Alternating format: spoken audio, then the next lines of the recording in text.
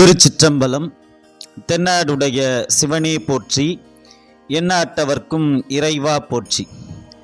அனைத்து அடியார் பெருமக்களுக்கும் சிவனருட்பேரவை யூடியூப் சேனலின் வழியாக அடியேனின் அன்பு கலந்த வணக்கத்தை தெரிவித்துக் கொண்டு இன்றைக்கு திருவெம்பாவை 15வது பாடலை சிந்திக்க இருக்கின்றோம்.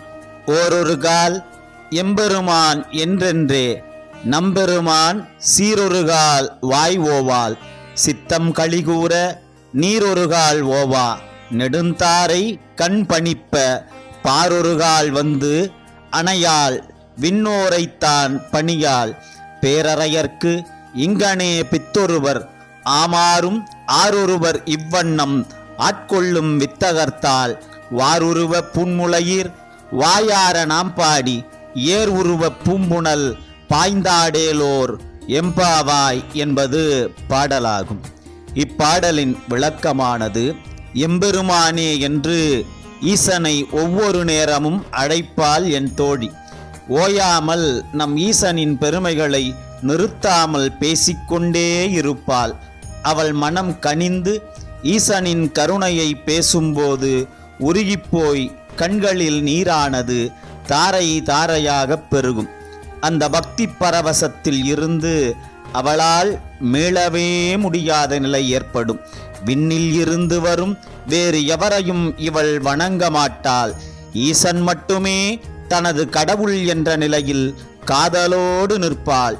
இங்கனம் என் தோழியைப் போலவே நம்மையும் ஆட்கொள்ளவிருக்கும் வித்தகனான ஈசனின் தாழ்பணிந்து பாடுவோம் வா தோழி. மலர்கள் நிறைந்த ஏர் வடிவிலான தடாகத்தில் பாய்ந்து நீராடுவோம் வா என் பெண்ணே என்பது இப்பாடலின் விளக்கமாகும்.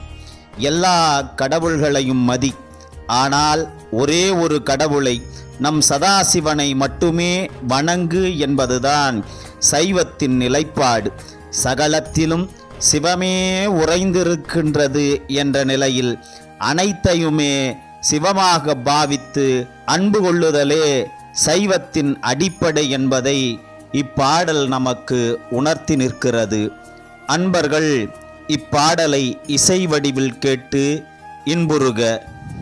திருச்சிற்றம்பலம். திருச்சிற்றம்பலம்.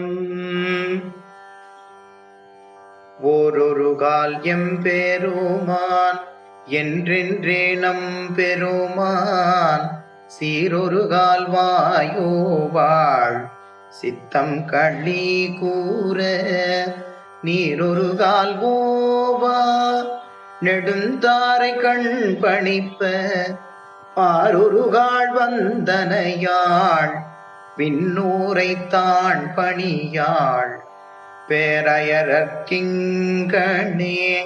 பித்தொருவர் ஆமாறும் ஆரொருவர் இவ்வண்ணம் ஆட்கொள்ளும் வித்தகர்தாள் வாருருவ பூன்முலையீர் வாயாரணாம் பாடி ஏருருவ பூம்புணல் பாய்ந்து ஆடேலோரெம்பாவாய்